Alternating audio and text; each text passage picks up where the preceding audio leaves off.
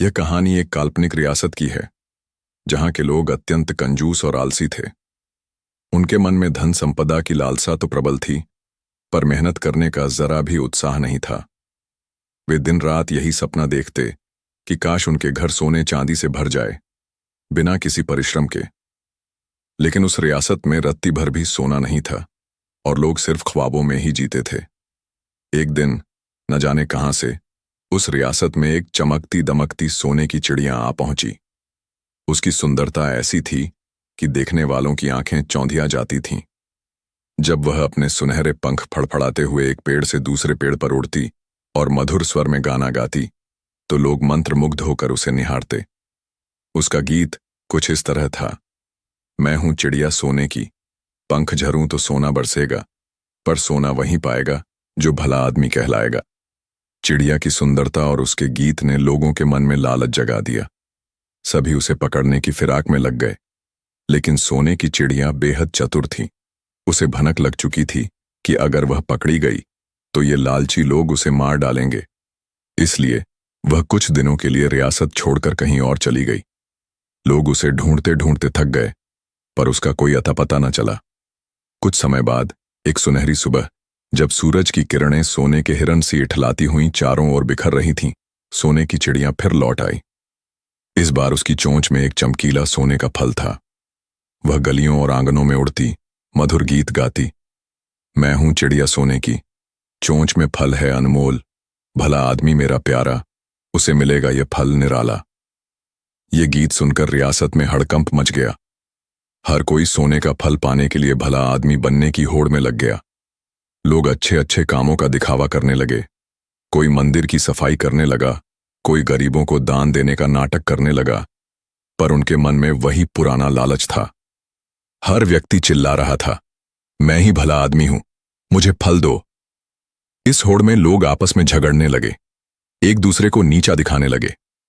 सोने की चिड़िया पेड़ों की डालियों पर फुदकती रही, पर उसे एक भी सच्चा भला आदमी नजर न आया। एक दिन वैशाख की तपती दोपहरी में चिड़िया ने देखा कि एक लगभग 80 वर्ष का फटेहाल बूढ़ा किसान अपने खेत में कुदाल चला रहा था। उसका चेहरा पसीने से तरबतर था, फिर भी वह पूरी मेहनत से काम में जुटा था। चिड़िया एक सूखे पेड़ की डाल पर बैठ गई और अपना गीत गाने लगी। मैं हूं चिड़िया सोने की, चोंच फैलाकर बड़े प्रेम से नदी का पानी पीती हूं, भले इंसान को सोने का फल बड़े प्यार से देती हूं। चिड़िया ने यह गीत कई बार दोहराया, पर बूढ़े ने उसकी ओर देखा तक नहीं। वह अपने काम में मग्न रहा। यह देखकर चिड़िया को बड़ा आश्चर्य हुआ। वह बूढ़े के पास उड़कर गई और बोली, दादाजी नमस्ते, 1 मिनट रुककर मेरी बात सुनेंगे? बूढ़ा रुका, कमर सीधी की और थोड़ा हाँफते हुए बोला, बोलो, जल्दी बोलो, अभी बहुत काम बाकी है। चिड़िया ने पूछा, क्या आपको मेरे आने की खबर नहीं? सोने के फल की बात नहीं सुनी? बूढ़ा अपने टूटे फूटे दांतों के साथ हल्के से मुस्कुराया और बोला, सब सुना है, सब मालूम है, पर मुझे उस फल का लालच नहीं। इस खेत में मेहनत करके मैं हर साल सोने सी फसल उगाता हूं। मेरे बच्चे बच्चे उसे खाकर खुश रहते हैं। उस सोने के फल से ज्यादा कीमती मेरी मेहनत है। बूढ़े की सादगी और निस्वार्थ भाव से चिड़िया का मन प्रसन्न हो गया। उसने चोंच से सोने का फल बूढ़े के सामने गिरा दिया और बिना कुछ कहे उड़ गई। बूढ़ा फल को देखकर विचारों में डूब गया। उसने सोचा, मुझे तो खाने पीने की कोई कमी नहीं, मैं जैसा हूं वैसा ही ठीक हूं। इस फल को बेचकर अमीर बनने से क्या फायदा? इस रियासत में कितने ही गरीब लोग हैं। अगर मैं अकेला अमीर बन जाऊं तो उसका क्या लाभ? इससे अच्छा है कि मैं इसे मिट्टी में बो दूं, शायद ये पेड़ बने और सबके लिए फल दे। यह सोचकर बूढ़े ने खेत में एक गहरा गड्ढा खोदा और उसमें सोने का फल बो दिया। कुछ ही दिनों में उस फल से एक छोटा सा अंकुर निकला, जो धीरे धीरे एक विशाल वृक्ष बन गया। उस पेड़ पर सोने के फल, फूल और पत्तियां लद गईं। रियासत के लोग उस पेड़ से फल तोड़ने लगे और अपने अपने घरों में सोने के ढेर लगा लिए। देखते देखते पूरी रियासत धन धान्य से भर गई। लोग उस बूढ़े की प्रशंसा करने लगे और उस रियासत का नाम पड़ गया सोने का मुल्क। लेकिन इतनी समृद्धि के बावजूद बूढ़ा खुश न था। वह दिन रात उदास रहता। लोग उसकी तारीफ करते, पर वह उनकी बातों को अनसुना कर देता।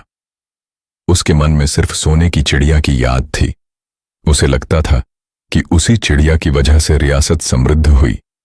वह सोचता, काश वह चिड़िया फिर आए, मैं उसका आदर करूं, उसे मीठे फल खिलाऊं, अपने हाथों से दूध पिलाऊं। एक दिन मानो बूढ़े के मन की बात सुनकर सोने की चिड़िया फिर लौट आई, लेकिन इस बार रियासत में कोई उसे देखने या पकड़ने नहीं दौड़ा। लोग अब सोने के ढेरों में मस्त थे, केवल बूढ़ा ही उसकी बाट जोह रहा था। चिड़िया उसके पास उड़कर आई, उसके पैर छुए और बोली, दादाजी, सब कुशल मंगल तो है? बूढ़ा चिड़िया को देखकर खुशी से उछल पड़ा। उसने बड़े प्यार से चिड़िया को पास बिठाया और बोला, सब ठीक है, मेरे पड़ोसी खुशहाल हैं, आपस में प्रेम से रहते हैं। उनकी खुशी देखकर मैं भी खुश हूं, लेकिन एक बात मुझे बहुत सता रही है। चिड़िया ने पूछा, क्या बात है दादाजी, मुझे बताइए। बूढ़ा गहरी सांस लेकर बोला, मैं अब बूढ़ा हो चला हूं, मेहनत मजूरी करने की ताकत नहीं बची।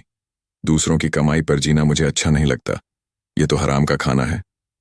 चिड़िया मुस्कुराई और बोली, समझी दादाजी, आप अब इस दुनिया से जाना चाहते हैं, ठीक है, मैं जाती हूं। इतना कहकर चिड़िया उड़ गई। कुछ देर बाद चिड़िया लौटी। इस बार उसकी चोंच में एक चमकीला लाल फल था। उसने कहा, दादाजी, यह फल लीजिए, यह जहर का फल है, इसे खाने से आप बिना किसी तकलीफ के आराम से मर जाएंगे। यह कहकर चिड़िया ने फल बूढ़े के हाथ में रखा और फिर उड़ गई। बूढ़ा फल को देखकर खुश हुआ। उसने बड़े विश्वास के साथ फल खा लिया, लेकिन मरने के बजाय कुछ ही पलों में उसे अपने शरीर में अजीब सा बदलाव महसूस हुआ। उसकी कमजोर हड्डियां मजबूत होने लगीं, चेहरा चमकने लगा और देखते देखते वह 20-22 साल का जवान बन गया। उसकी बाहों में 2 गुनी ताकत आ गई। चिड़िया ने जहर के फल के नाम पर उसे अमृत का फल खिला दिया था। बूढ़ा जवान बन गया। यह खबर जंगल की आग की तरह सारे मुल्क में फैल गई। लोग उसे देखने के लिए उमड़ पड़े। बूढ़े के इस चमत्कार को देखकर लोगों के मन से लालच धीरे धीरे कम होने लगा। उन्होंने समझ लिया कि सच्ची समृद्धि मेहनत और निस्वार्थ भाव से ही आती है। लोग अब खेतों में मेहनत करने लगे, एक दूसरे की मदद करने लगे। रियासत में सुख और शांति छा गई। सोने की चिड़िया कभी कभी उस रियासत में लौटती। वह बूढ़े, जो अब जवान था, से मिलती और उसकी मेहनत की तारीफ करती। उसने कहा, दादाजी, आपने मेरे एक फल से सारी रियासत को सोने का मुल्क बना दिया, लेकिन असली सोना तो आपका दिल है, जो कभी लालच में नहीं डूबा। यह कहानी हमें सिखाती है कि सच्ची समृद्धि मेहनत, ईमानदारी और निस्वार्थ भाव से आती है। लालच और आलस्य केवल खोखले सपने दिखाते हैं, लेकिन मेहनत का फल हमेशा अमृत के समान होता है। दोस्तों, वीडियो अच्छी लगी हो तो वीडियो को शेयर करें, लाइक करें, कमेंट करें। ऐसी ही रोमांचक और जादुई कहानियां सुनने के लिए चैनल को सब्सक्राइब करें। धन्यवाद।